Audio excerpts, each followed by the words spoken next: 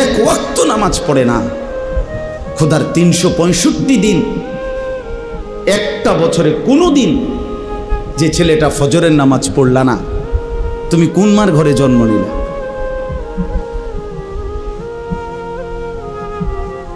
তুমি কোন বাপের ঘরে জন্ম নিলা?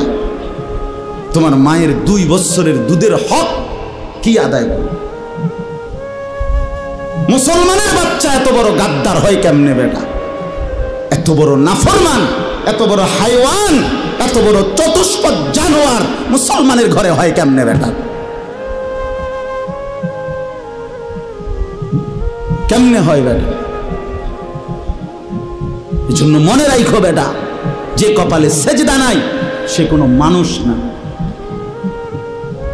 যে সেজদা দেয় না সে মানুষ নয়, মানুষ নয়, জানোয়ার। সে জানোয়ার, হাইওয়ান, এটা চতুষ্পদ জন্তু, এটা জানোয়ার, এটা মানুষ না। যে কপাল সেজদা দেয় না। কেন আসলি বেটা তুই পৃথিবীতে বেটা? শুধু ভাত, শুধু খানা, শুধু পেশাব পায়খানা, শুধু লজ্জাস্থানের চাহিদা, শুধু শাহওয়াত, শুধু জিনা, শুধু ব্যভিচার, শুধু নারী, শুধু উলঙ্গ ছবি। আরে এটা তো কুত্তা বিলার স্বভাব ছাড়া আর কিচ্ছু হইতে পারে না বেটা। এ তো জন্তু জানোয়ারের স্বভাব হইতে পারে বেটা। মানুষের ঘরে মুসলমান, অথচ সে তার আল্লাহকে সেজদা করে না। তো কি মানুষ হইলি বেটা?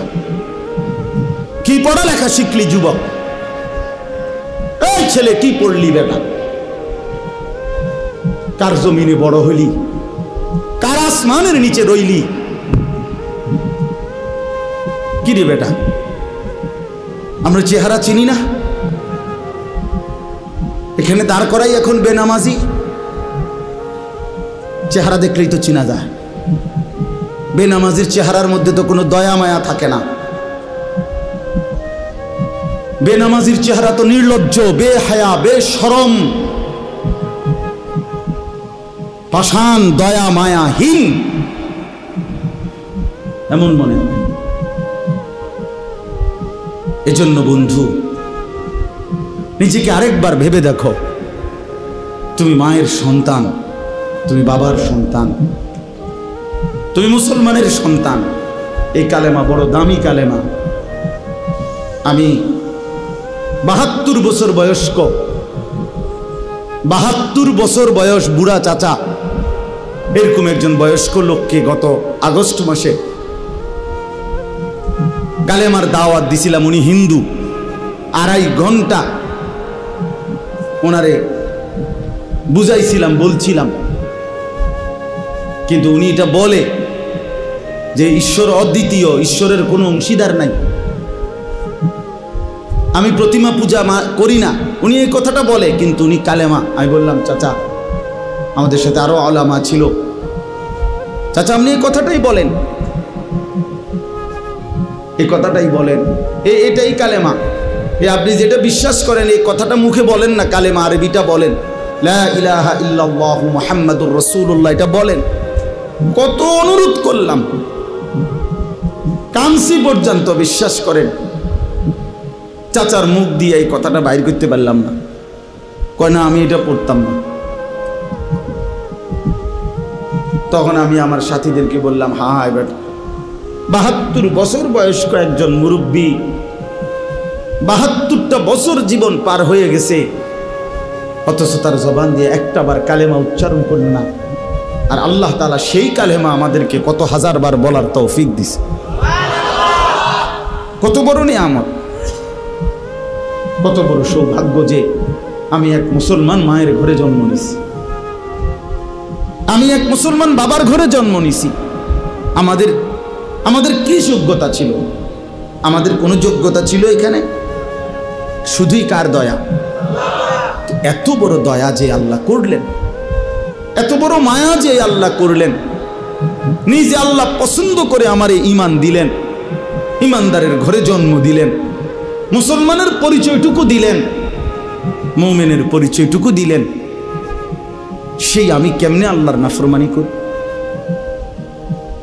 রাসূলুল্লাহ সাল্লাল্লাহু আলাইহি ওয়াসাল্লাম তিনি বলছেন যে আমি আসার পরে যদি আজ মুসা নবী জীবিত থাকতো, ঈসা নবী জীবিত থাকতো, নবীজি বলেন তারা দুইজনেও আমি মুহাম্মদের অনুসরণ করা ছাড়া তাদের কোনো উপায় থাকতো না।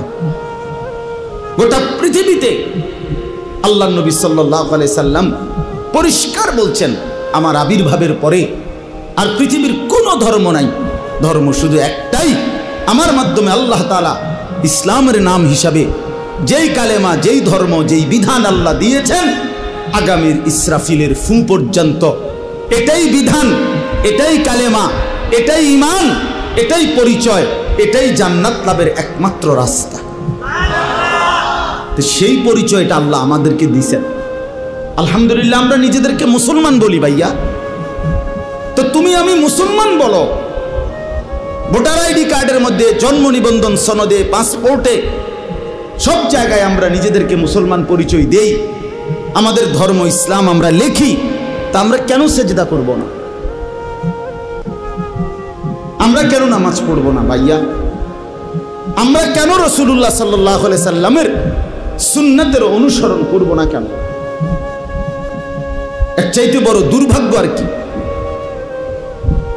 অনেক ছেলে, এই জন্য অনেক যুবক ভাই সবার কাছে অনুরোধ করলাম ভাইয়া, আমার হাত জোর করা অনুরোধ, সেজদা করো, নামাজ পড়ো। সেজদা না করলে কোরআন শরীফে আছে সেজদা যদি না করে তো ইবলিস তার পরিচয় 1 ঘন্টা আগেও তারে কোনো ইবলিস কইতো না, শয়তান বলতো না, তার নাম ছিল মুআল্লিমুল মালাইকা। এই যারে এখন ইবলিস বলে তার আগে পরিচয় ছিল সে ছিল ফেরেশতাদের শিক্ষক, সে ছিল জিন, কোরআন শরীফে আছে, সে ছিল ফেরেশতাদের টিচার। কিন্তু যখনই একটা সেজদা করে নাই, আদম আলাইহিস সালামকে সেজদা করতে বলছে আল্লাহ, তো কয়টা সেজদা করে নাই? একটা সেজদা না করার কারণে তার পরিচয় হয়ে গেল পরবর্তী মিনিট থেকে শয়তান। তাহলে এই জন্য শয়তানকে কেন শয়তান বলা হইল? সেজদা না করার কারণে। কথা বলেন না কেন? এই জন্য সেজদা না করলে শয়তান হয়,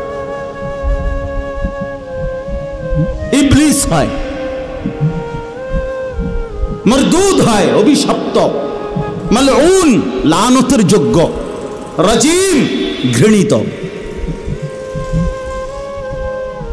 এই জন্য ভাইয়া তুমি কোনোভাবে দামি হইতে পারবা না, দামি হইতে পারবা না, সেজদাবিহীন দামি হয় না। দুনিয়া তুমি আল্লাহর নাফরমানি করে যা ভোগ করতেছ, আলহামদুলিল্লাহ আমরাও আল্লাহর হুকুম মাইনা দুনিয়া তা ভোগ করতেছি।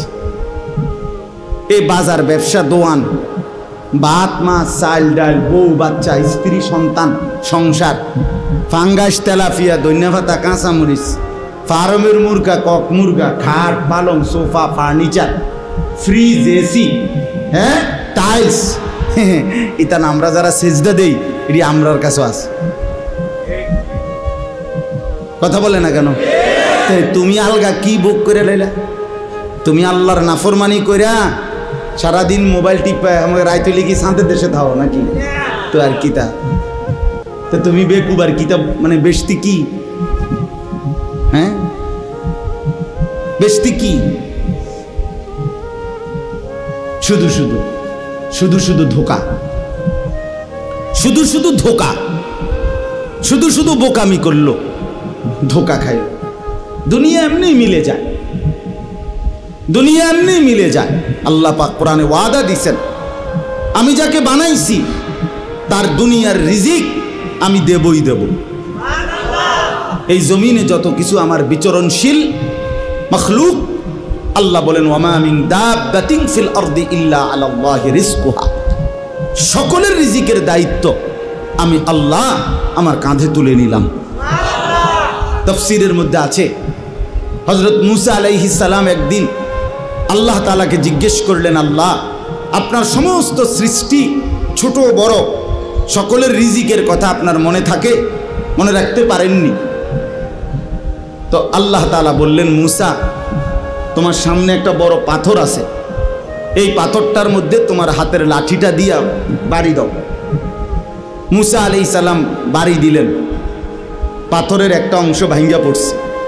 আচ্ছা আবার মারো, আবার মারলেন, আরেকটা অংশ ভাঙছে, আবার মারো, আবার মারলেন, পাথরের একটা অংশ ভাঙছে। 4 বার পাথরটাতে আঘাত করলেন। আঘাত করার পরে এরপরে পাথরটার ভিতর থেকে একটা ছোট্ট পোকা, একদম পিচ্চি, মুখে একটা সবুজ গাছের পাতা কুটকুট করে কামড়াইতেছে, খাইতেছে। এই অবস্থায় এই পাথরটার ভিতর থেকে এই পোকাটা নিচে পড়ছে। আল্লাহ তাআলা বললেন, মুসা ওই পোকাটা কি বলে কান পাইতে একটু শোনো। তাফসিরে রুহুল মাআনিতে আমরা পড়ছি, আরবি তাফসিরে। তো ছোট্ট পোকাটা মুসা আলাইহিস সালাম শুনতে পেলেন। ছোট্ট পোকাটা পড়ছে, সুবহানা মান ইয়ারানি ওয়া লা ইয়ানসানি। আমি আমার সেই মাওলার প্রশংসা করছি যিনি আমাকে প্রতিনিয়ত দেখছেন, আমাকে একবারও ভুলেন নাই। তো মুসা আলাইহিস সালাম বুঝলেন আল্লাহ তাআলা এতটা পাথরের ভিতরে এই ছোট্ট পোকার মুখে সবুজ গাছের পাতা যিনি পৌঁছাইতে পারেন, তিনি তার গোটা সৃষ্টির রিজিক ঠিকই পৌঁছাইতে পারেন।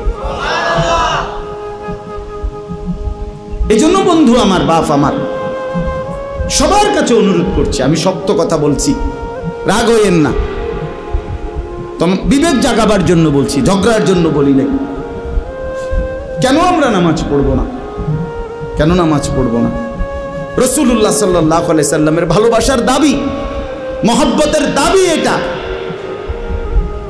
আল্লাহকে সিজদা করা। রাসূলুল্লাহ সাল্লাল্লাহু আলাইহি ওয়াসাল্লাম ইন্তেকালের পূর্ব মুহূর্তে আম্মাজান আয়েশা রাদিয়াল্লাহু তাআলা আনহাকে ওনার বুকের মধ্যে মাথা রাখা অবস্থায় নবীজি ইন্তেকাল করছিলেন।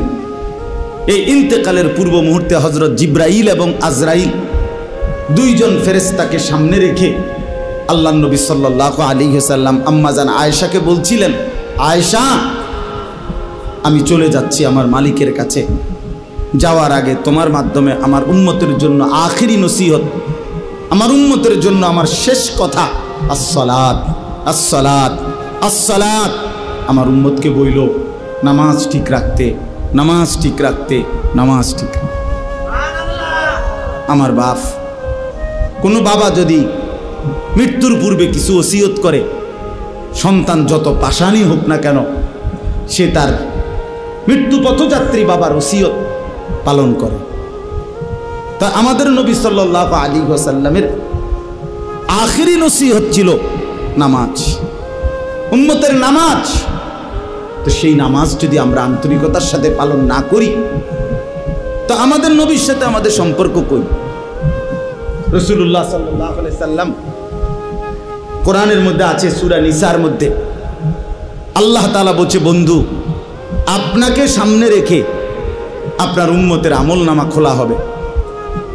তো নবীজি সাল্লাল্লাহু আলাইহি সাল্লামের সামনে যখন আমলনামা উম্মতের খুলবে, তা আল্লাহ নবী সাল্লাল্লাহু আলাইহি সাল্লাম যখন দেখবে আমলনামায় পৃষ্ঠার পর পৃষ্ঠা, পৃষ্ঠার পর পৃষ্ঠা, এক ওয়াক্ত নামাজ নাই, ফজরের নামাজ নাই, 10 বছর, 5 বছর, 3 বছর, রাসূলুল্লাহ সাল্লাল্লাহু আলাইহি সাল্লাম বলবেন, হায় উম্মত, আমি শেষবারের মতো বলে গেছিলাম, আমার শেষ ওসিয়তটা ছিল নামাজ। তুই উম্মত আমার শেষ কথাটাও, আমার মৃত্যু পথযাত্রার সময় কথাটাও পালন করলি না। এই কি আমলনামা নিয়ে আসলি? আমি কেমনে আমার আল্লাহর কাছে সুপারিশ করব? নবী সাল্লাল্লাহু আলাইহি সাল্লামের সুপারিশ এটা মামুর বাড়ি না, হাউজে কাউসারের পানি সস্তা দরের কোনো পানি না যে আপনি চাইবেন আর দিয়ে দিবে। না না বাপ, বিষয়টা এমন না। আপনি ভালো আলেম থেকে জিজ্ঞাসা করে নিয়েন। সুপারিশ এটা আপনার মামুর বাড়ির আবদার না। কাকে সুপারিশ করবেন তা আল্লাহর পক্ষ থেকে নির্ধারিত করা আছে। কাকে হাউজে কাউসারের পানি পান করাবেন তাও আল্লাহ তাআলার পক্ষ থেকে নির্ধারিত করা আছে, নির্ধারিত করা আছে। এজন্য এটাকে একবার ছোট্টখাট্ট খামখেয়ালি মনে করলে হইতো না। এই জন্য আপনি এই আমল নামা কেমনে দেখাইবেন? যুবক ভাই, তুমি তোমার এই নওজোয়ান কালের এই আমল নামাটা কেমনে দেখাইবা যে একটা সেজদাও নাই, ফজর জোহর আসর মাগরিব এশা নাই? এমন হইল কেন? এই জন্য আমরা যারা রাসূলুল্লাহ সাল্লাল্লাহু আলাইহি সাল্লামকে ভালোবাসি, আমাদের দায়িত্ব এটা 5 ওয়াক্ত নামাজ পড়া। কি পড়া বলেন? এটা পড়তেই হবে, পড়তেই হবে, এটা পড়তেই হবে। কোরআন এবং সুন্নাহর মধ্যে অসংখ্য প্রমাণ আছে যেখান থেকে আল্লাহ এবং তার রাসূল নামাজের গুরুত্ব বারবার বলেছেন। আল্লাহ আমাদেরকে বুঝার তৌফিক দান করেন।